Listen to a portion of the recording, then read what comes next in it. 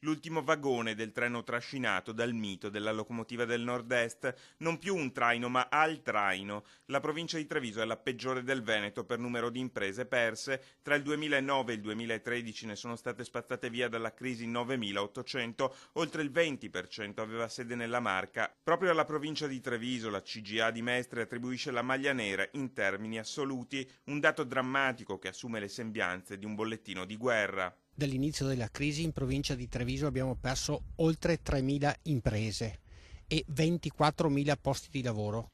In un tessuto economico formato da imprese di piccole dimensioni, i fallimenti e le chiusure rappresentano spesso anche dei drammi familiari.